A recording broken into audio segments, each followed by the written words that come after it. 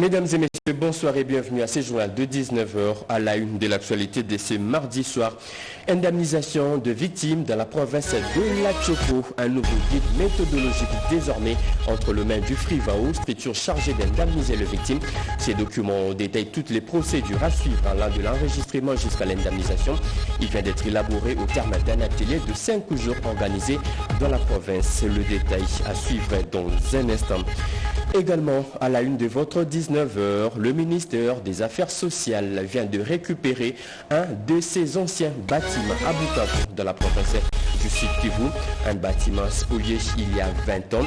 Ce vieux immeuble a été récupéré par une délégation de ce ministère en mission d'identification du patrimoine de l'État dans cette province. Voilà tout pour le titre. Mesdames et messieurs, encore une fois, bienvenue à vous sur nous rejoignez la radio-télévision nationale congolaise. Un rapport sécuritaire de la province du Kasaï, déjà sur la table du président de la République, Félix-Antoine Tshisekedi Tshilombo. Un rapport lui soumis par tous les services de sécurité et de défense de la province. C'était au cours du Conseil de sécurité provincial qu'il a lui-même présidé. Le garant de la nation a aussi donné des nouvelles instructions pour une meilleure sécurité de la province. Le compte-rendu de cette réunion avec le vice-premier ministre en charge de l'Intérieur. Le président de la République a convoqué aujourd'hui le Conseil de sécurité provincial. Il était important pour le chef de l'État, commandant suprême des forces armées, de partager avec tous les chefs de service, mais surtout le gouverneur de la province, d'avoir tous les renseignements sécuritaires sur la province. Et il a reçu l'état des lieux du gouverneur et des différents chefs de service. Et cela lui a permis de donner des instructions à tous ces services et au gouverneur pour assurer la sécurité, la paix et la quiétude de nos populations et du territoire de la province du Kasaï. Chose qui a été faite et je crois que les uns et les autres ont reçu des instructions fermes qu'ils vont exécuter pour sécuriser la population. Les leaders religieux de la province du Kasaï veulent participer à la commission chargée du changement ou de la révision de la Constitution. Ils l'ont dit au chef de l'État au cours d'une audience leur accordée. Félix-Antoine Tshisekedi a bien avant discuté avec le chef coutumier qui plaide, eux, pour l'installation du bureau de la commission consultative de chefs traditionnels.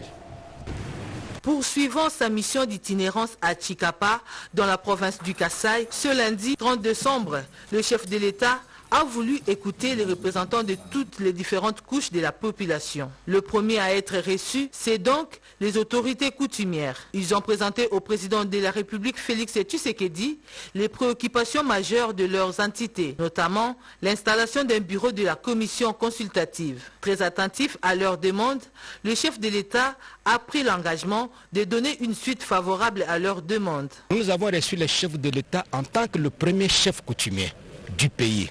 Nous étions tellement contents que nous avons trouvé le chef de l'État disposé à répondre favorablement à nos attentes, à nos inquiétudes. C'est l'une des caractéristiques aussi que souvent nous apprécions chez le chef de l'État. Le chef de l'État face au chef coutumier est aussi chef coutumier. Vraiment, il a été disposé à nous écouter. Nous avons présenté nos doléances au chef de l'État. Nous espérons que dans sa bonne volonté, qui a toujours été naturelle, il devra donc prendre en considération tout ce que nous lui avons présenté comme cahier de charges pour y apporter des solutions éventuelles. De leur côté, les chefs de confessions religieuses ont également présenté le tableau social de la province du Kasaï. Dans notre entretien avec le chef de l'État, nous l'avons remercié pour les efforts qu'il est en train de conjuguer pour la paix en République démocratique du Congo. Nous lui avons posé le problème de la construction de l'université de Tshikapa. Nous lui avons posé le problème des confessions religieuses pour l'appui dans l'agriculture. Nous lui avons posé le problème des personnes vivant avec handicap. Nous lui avons remis un mémo avec un cadeau représentant les armoiries de notre pays. Nous soutenons les réformes constitutionnelles et nous sommes prêts même à participer dans la commission qu'il pourra mettre en place d'ici là. Et nous prions notre Dieu pour que la paix revienne en République démocratique du Congo.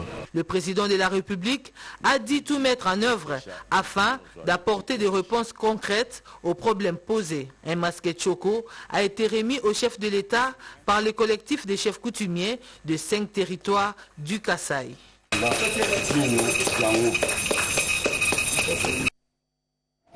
De la joie, du sourire, de l'effervescence hier au marché moderne de Chikapa, toujours au Kasaï. Les vendeurs étaient tout heureux de la visite du chef de l'État, Félix-Antoine Tshisekedi, dans leur marché. Un marché qui comprend des 140 étalages. Il ne manquait plus au président Félix Tshisekedi que de vivre ces grands accueils qui lui a été réservé par le vendeur du marché moderne de Chikapa. De la résidence jusqu'à l'entrée du marché moderne, une foule innombrable a envahi le long de la chaussée Chikapa-Kanjadi pour voir le chef de l'État.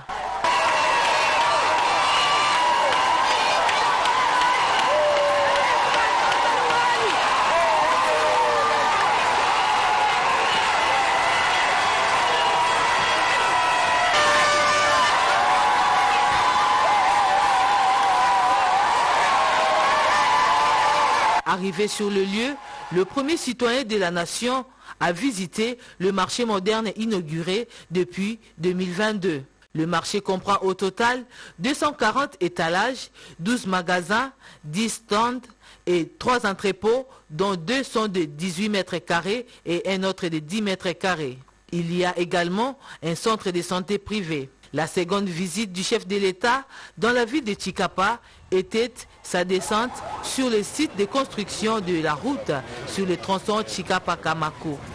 Le chef de l'État a reçu les explications claires de ce grand projet de construction de la route qui va relier Chikapa à la frontière avec l'Angola.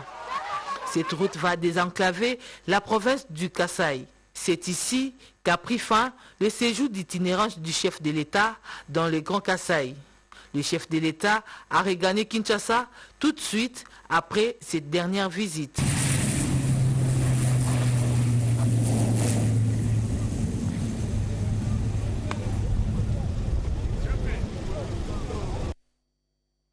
L'heure du bilan a sonné à l'autorité des régulations du secteur de l'électricité aérée. Les comités de gestion s'est réunis pour une évaluation annuelle. Il se dégage que la production en termes d'approvisionnement en électricité est passée de 12 000 gigawatts à 15 000 pour cette année 2024. Le directeur général de l'autorité de régulation du secteur de l'électricité, Dr Sandrine Mubengangalula, a eu une journée de travail chargée. Le DG de l'ARE a accordé une audience à la délégation de la compagnie minière. À plus de 200 vœux.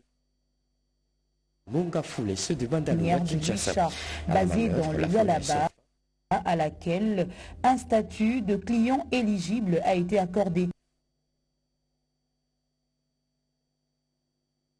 Les statuts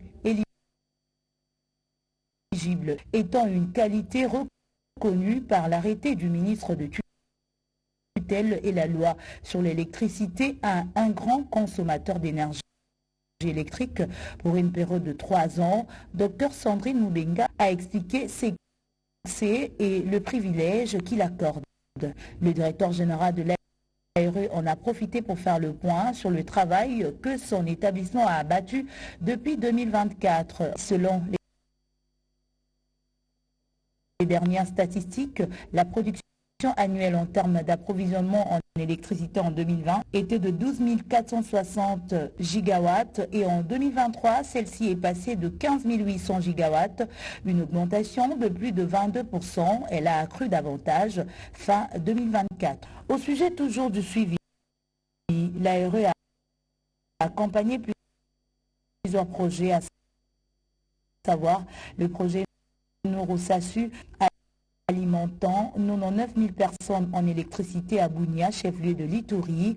Elle a octroyé des certificats de conformité pour les projets des Virunga Énergie SAU pour la distribution de l'électricité à 192 000 personnes à Goma. Sans oublier la centrale hybride photovoltaïque de Goma 1 de 1,3 MW. Des sacs de riz, des bidons d'huile, des poulets et autres vivres remis à plus de 200 veuves de la commune de Mongafula et ceux de la commune de Bandalungwa. Ici à Kinshasa, à la manœuvre, la fondation Femmes Brillantes qui a reçu les soutiens financiers du premier vice-président du Sénat, José Kalalawa Kalala. D'autres détails dans ce reportage. À l'occasion de fêtes de fin d'année, le premier vice-président du Sénat a apporté son soutien aux personnes vulnérables à travers la fondation Femmes Brillantes de Maman Ruth Bilonda Kapata. Cette fondation, engagée depuis 5 ans dans une mission d'aide aux plus démunis et de lutte contre la délinquance juvénile, a organisé une distribution de vivres à plus de 200 veuves et veufs des communes de Mongafula et de Bandal. Répartis en 25 cellules, les bénéficiaires ont reçu de main du secrétaire général représentant Ruth Bilonda Kapata des sacs de riz, des bidons d'huile et des cartons de poulet. Nous, les membres de la cellule des femmes brillantes qui s'engagent, nous vous remercions en ce moment pour amour manifesté et d'avoir pensé à nous. Oh maman, que Dieu vous bénisse, sans oublier notre administrateur, M. Patrick Kapata. Ces gestes solidaires visent à apporter un peu de réconfort à ces familles à l'approche de Nouvel An, grâce au soutien indéfectible du numéro 2 du Sénat, José Kalalawa Kalala. Vraiment, femme brillante et Kambami et pas Maman Ruth Bilonda Kapata. Donc, merci. Nous remercions le premier vice-président du Sénat, José Kalalawa Kalala, à travers Maman Ruth, qui a pensé à faire un geste pour les veuves et orphelins.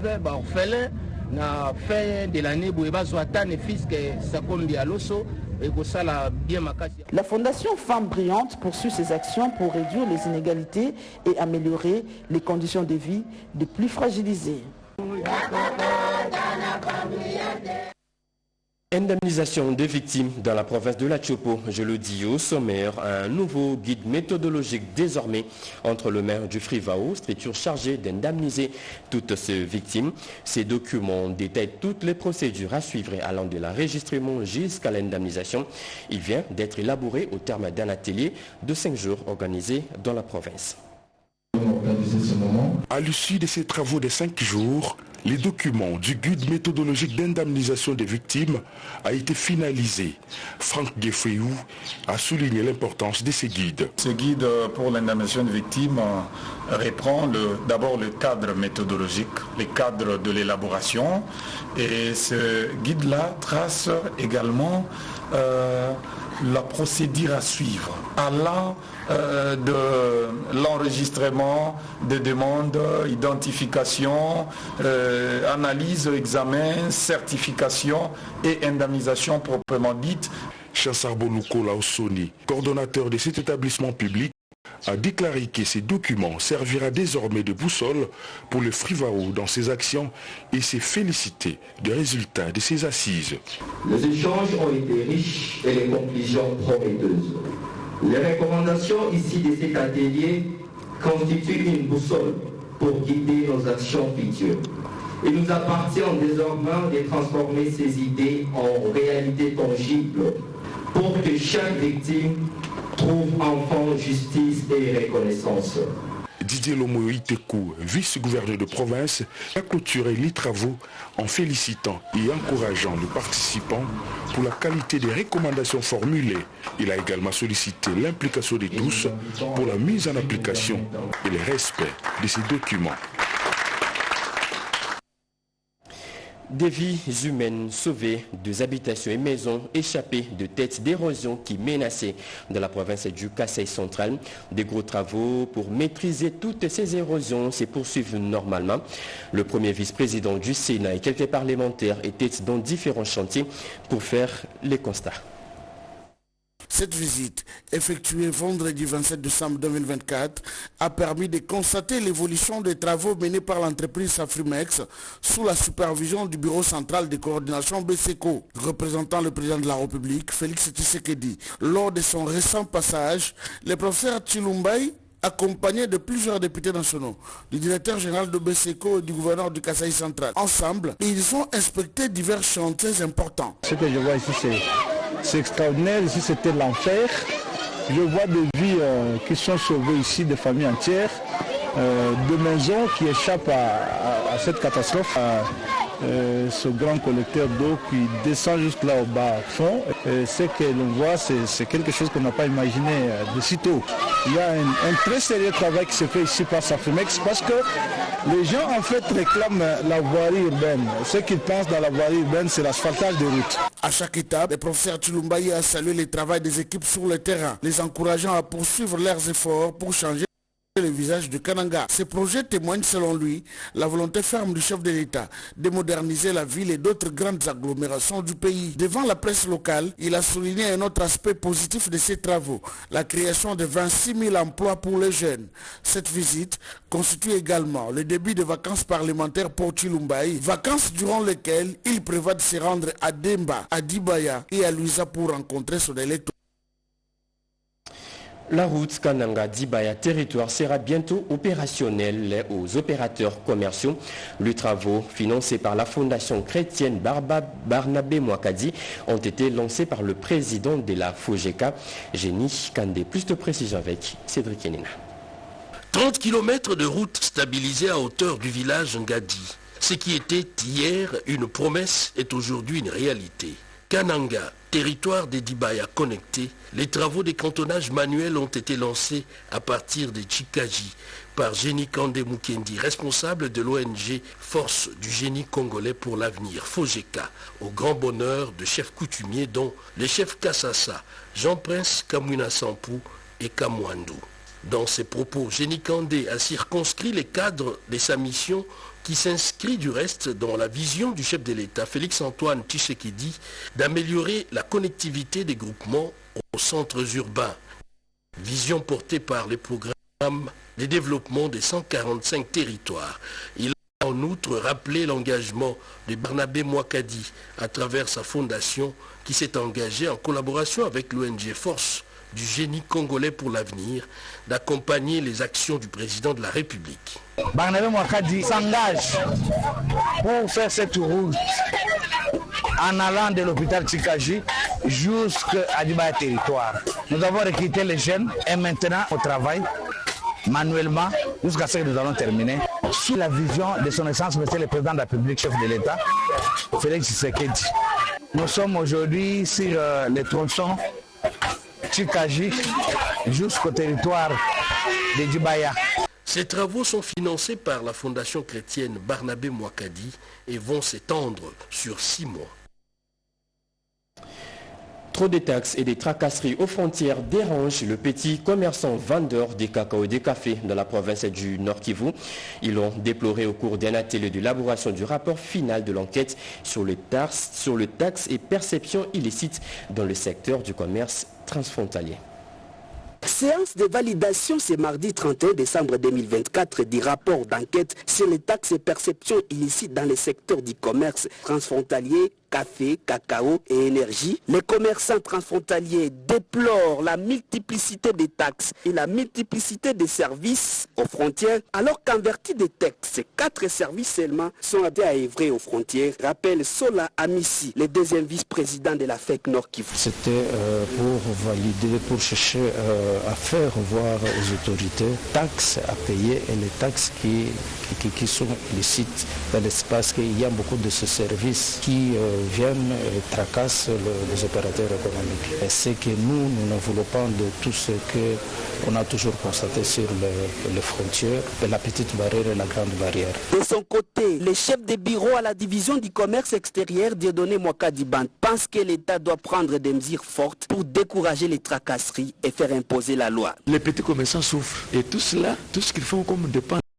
c'est sur le dos des consommateurs, donc la population. Donc les défis sont réels, il faut que l'État puisse prendre ses responsabilités. Le maire de Goma, qui a été représenté par le chef de division unique Alexis Ndali-Oragné, a salué la tenue de ces assises qui revêtent d'une importance particulière. Pour que ces petits commerçants transfrontaliers développer leurs économies afin qu'ils puissent sortir de ces stades petits vers les stades grands commerçants. La séance de validation de ces rapports rentre dans le cadre du projet Moupaka Chambale Toudé, financé par Alerte Internationale, dont la FEC est partie prenante.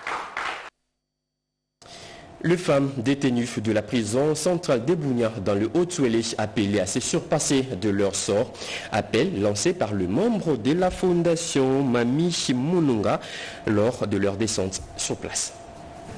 Vers la solution définitive aux conditions inhumaines de détention de personnes en panne avec la loi dans le territoire de Ouatsa. Les travaux de construction de cette prison moderne financés par le Trésor public provincial pour une capacité d'accueil de plus ou moins 250 détenus sont presque à leur terme, constate à cœur joie le gouverneur Jean Bakomito Gambou après un tour du berger. Suivant la vision du président de la République, Félix-Antoine Tshisekedi, nous essayons de moderniser l'ensemble de nos prisons à Isiro, ici et dans les chefs-lieux des différents territoires. C'est ça aussi, respecter les droits humains. L'entreprise fait déjà un travail appréciable. Nous avons donné quelques directives qui vont suivre, notamment la construction de la cuisine et quelques blocs pour les enfants, même les femmes puissent nous aider à clôturer. Pour le directeur général de la firme Inter-Oriental Builders, IOB, Feni Matsandou, commis à ces travaux, tout sera fin prêt pour rendre l'ouvrage selon les délais lui impartis. Timing qui est notre priorité, fait janvier, c'est ça notre détermination. Nous le répétons. Et puis tout sera bien. Il vient d'ajouter encore des ouvrages pour les responsables. Nous devons les faire puisque le responsable ne peut pas les mettre ensemble avec les criminels. J'ai visité certaines prisons. Ça sera la première prison de la grande province. La vitesse que Haut-Touélé a pris aujourd'hui, c'est une vitesse d'aller vers l'avant. Il y aura beaucoup de changements.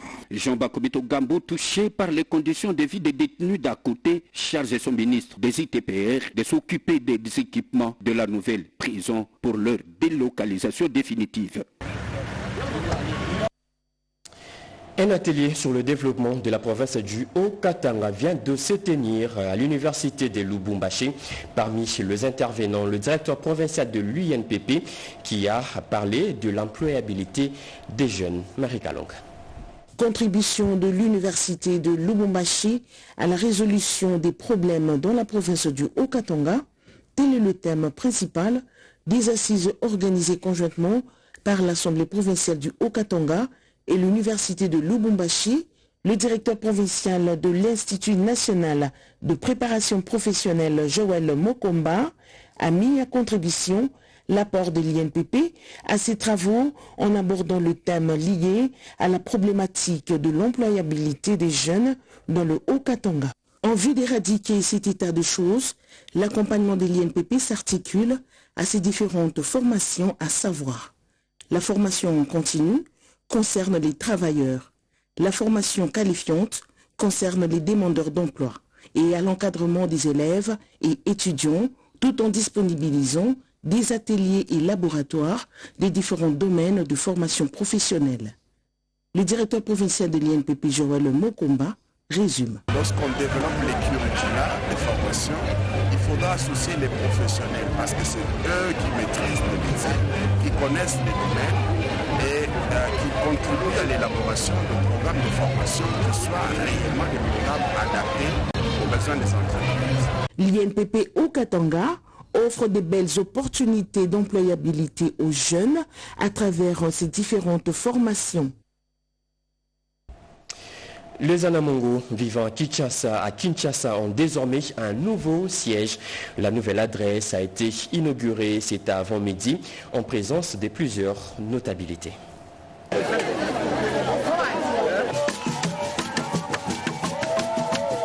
L'association des Apucho Anamongo a procédé à l'inauguration de son siège national le dimanche 29 décembre 2024. Cet événement vise à renforcer la solidarité parmi les ressortissants mongo de la RDC et à soutenir les initiatives de développement du chef de l'État. L'événement, qui s'est déroulé dans une ambiance festive chaleureuse, a rassemblé de nombreux membres de la communauté mongo. ainsi que des invités de marque, y compris le représentant du gouvernement et de leaders communautaires.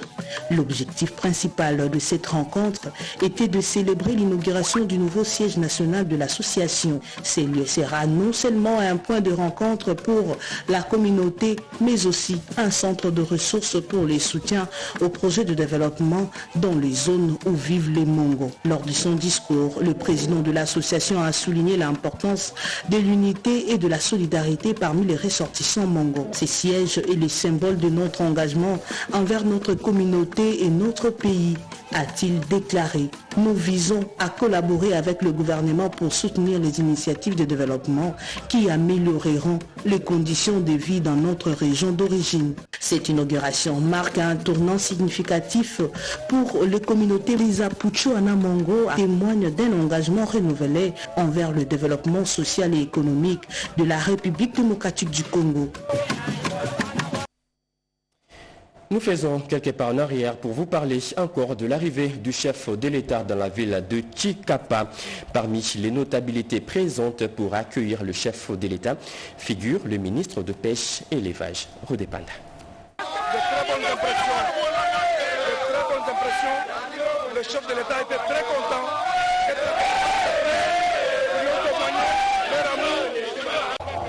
J'ai vraiment le sentiment de grande joie aujourd'hui parce que tout ce qui a été prévu, organisé est bien reçu aujourd'hui à Chikapa.